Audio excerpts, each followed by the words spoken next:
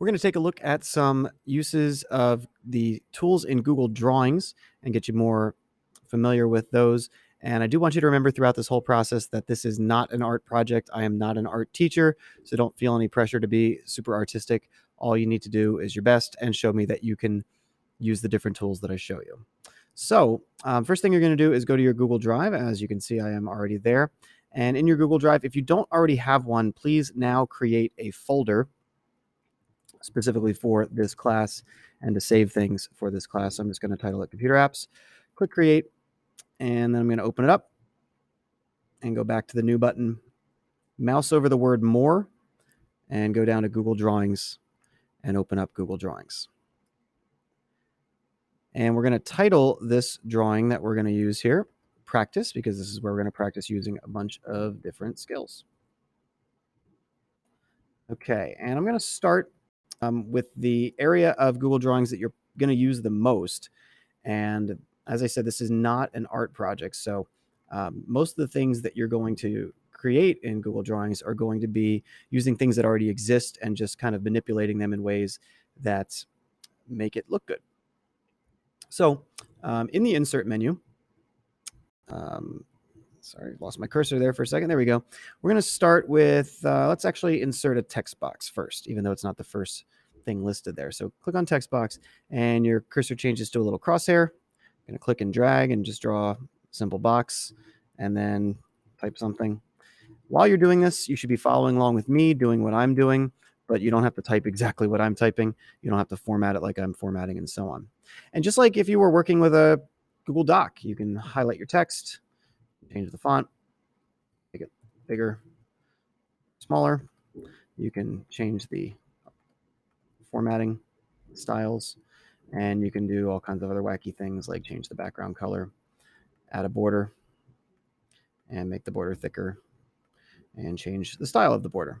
Okay, so text box is pretty simple. And then, of course, if you want to drag it around, move it around, you click on the outline of it. If you want to rotate, click on the little circle at the top there. And there we go. Okay, so that's our text box. Let's go back to the Insert menu, and we're going to choose now Image. A bunch of different options for inserting an image. If you have something on your Chromebook saved to your files, you would choose Upload from Computer. If it's in your Drive, you would choose Drive. And of course, you want to make sure that it's synced, which, as you know by now, might require a little bit of, well, you might have to restart your computer, but probably not at this point. You can search the web. You can, if you actually have recently copied the address, the URL of an image, you can use that to grab it that way, or you can use your webcam using the camera button here. And you will have to allow access to your camera. So a box is going to pop up right around here with block or allow, and you're going to choose allow. And the reason you're not seeing mine is because, peekaboo, I have it covered up. And if you do, obviously you're going to want to uncover that if you're planning on taking a selfie. So I'm going to cancel this, and I'm just going to insert an image by searching the web.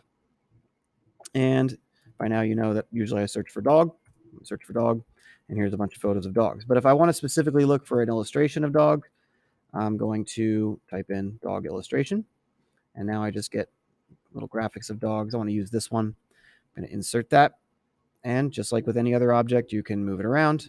You can resize it. And folks, when you're resizing images, always use the corners because the proportions will stay the same. If you use the sides or you use the top or bottom, you're going to end up with a weird looking image or photo, illustration, whatever. Okay, and you can rotate that if you want to. And there are some options as far as formatting your image.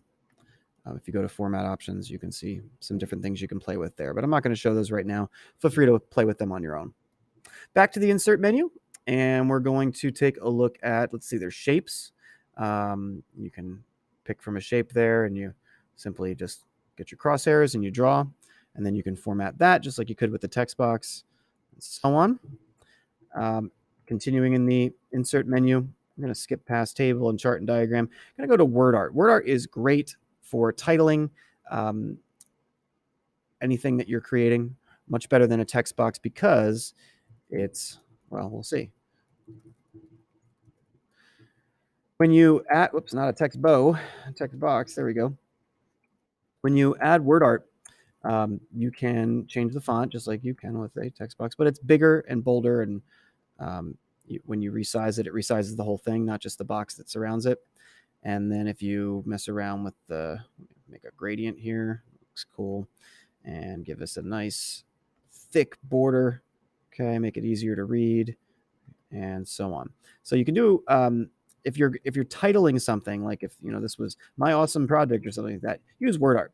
If you're using a lot of words, if it's like a description of something, then by all means use a text box. But I try to avoid putting too many words into my word art, but I use word art more often than I do text boxes if I'm designing a poster in my classroom or something like that. Okay, back to the insert menu one last time for line. And there are 3 different types of lines that I'm going to show you. The first one is curve. Curve is very simple. You just click, and every time that you click your mouse, you get a little curvy line. And if you close up the shape, as I just did, and remember, you should be following along and doing what I'm doing, but in your own way. Now I have a shape that I can color, and I can put a border on, and I can use these format options and so on, so that I'm making that my own.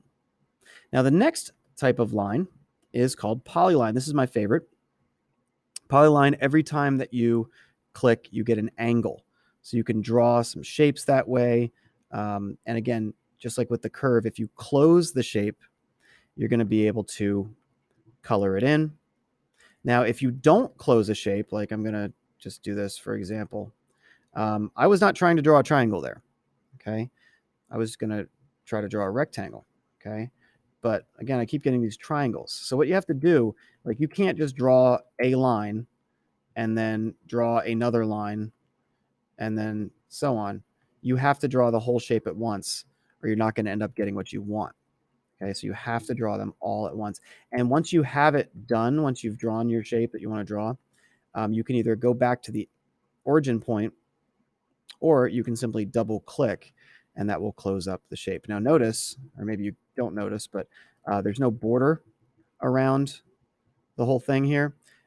So that's because I didn't finish the shape. So always try to close up your shapes when using that. Or if you're drawing a basic shape, use the shape tool, and then you won't have to draw that. But this would be more for drawing things that aren't provided for you there.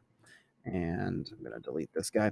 And then the last type of line is scribble. And I lied. This is actually my favorite, because scribble is just like drawing with a pen or pencil. You just hold in your trackpad or your mouse button, whatever you're using. Scribble, you cannot color in the shape. So you see it closed up, but you'll notice there's no paint can here, so I can't fill that in. So that would be useful for if you were like signing your name, or if you were trying to draw a picture freehand. And that's why I like that, because I can draw whatever I want. I just can't color it in. And you know what? I take it back. I like polyline better because I can color that in. So by now, you should have some sort of image. You should have a text box. You should have something that you've drawn on your own, and you should have some formatted word art. And then you should move on to the next tutorial.